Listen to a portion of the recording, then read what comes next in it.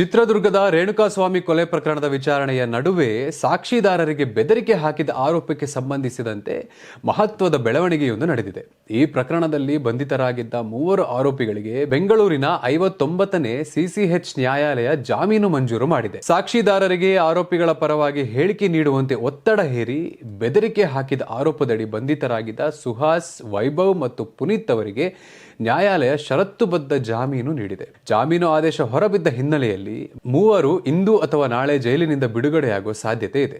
ರೇಣುಕಾಸ್ವಾಮಿ ಕೊಲೆ ಪ್ರಕರಣದ ವಿಚಾರಣೆ ನಡೆಯುತ್ತಿರುವ ವೇಳೆ ತುಮಕೂರಿನ ಬಾರ್ ಮಾಲೀಕ ಹಾಗೂ ಮತ್ತೋರ್ವ ಸಾಕ್ಷಿದಾರರಿಗೆ ಆರೋಪಿಗಳ ಪರ ಸಾಕ್ಷಿ ಹೇಳುವಂತೆ ಕೆಲವರು ಬೆದರಿಕೆ ಹಾಕಿದ್ದಾರೆ ಎಂಬ ಆರೋಪ ಕೇಳಿಬಂದಿತ್ತು.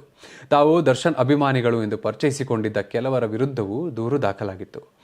ಈ ಸಂಬಂಧ ಕಾಮಾಕ್ಷಿಪಾಳ್ಯ ಪೊಲೀಸ್ ಠಾಣೆಯಲ್ಲಿ ಪ್ರಕರಣ ದಾಖಲಿಸಿಕೊಂಡಿದ್ದ ಪೊಲೀಸರು ತನಿಖೆ ನಡೆಸಿ ಸುಹಾಸ್, ವೈಭವ್ ಮತ್ತು ಪುನೀತ್ ಅವರನ್ನು ಬಂಧಿಸಿದ್ದರು.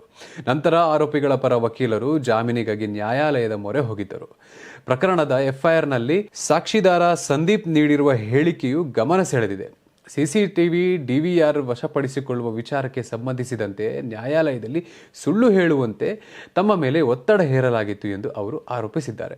ಜೂನ್ 25ರಂದು ಅಪರಿಚಿತ ವ್ಯಕ್ತಿಯಿಂದ ಕರೆ ಬಂದ ಬಳಿಕ ಇಂಡಿಯನ್ ಪೆಟ್ರೋಲ್ ಬಂಕ್ ಬಳಿ ಭೇಟಿಯಾಗುವಂತೆ ಹೇಳಲಾಗಿತ್ತು ಎಂದು ಸಂದೀಪ್ ತಿಳಿಸಿದ್ದಾರೆ. ಅಲ್ಲಿಗೆ ಹೋದಾಗ ಬಿಳಿ ಬಣ್ಣದ ಹ್ಯುಂಡೈ ವೆರ್ನಾ ಕಾರಿನಲ್ಲಿ ಕರೆದುಕೊಂಡು ಹೋಗಿ ನ್ಯಾಯಾಲಯದಲ್ಲಿ ಏನು ಹೇಳಿದ್ದೀರಿ ಎಂದು ಪ್ರಶ್ನಿಸಿ ತಮ್ಮ ಮೊಬೈಲ್ ಫೋನ್ ಕಸಿದುಕೊಂಡು ಮತ್ತೊಬ್ಬರೊಂದಿಗೆ ಲೌಡ್ ಸ್ಪೀಕರ್ನಲ್ಲಿ ಮಾತನಾಡುವಂತೆ ಒತ್ತಾಯಿಸಿದ್ದರೆಂದು ಅವರು ದೂರಿನಲ್ಲಿ ಉಲ್ಲೇಖಿಸಿದ್ದಾರೆ.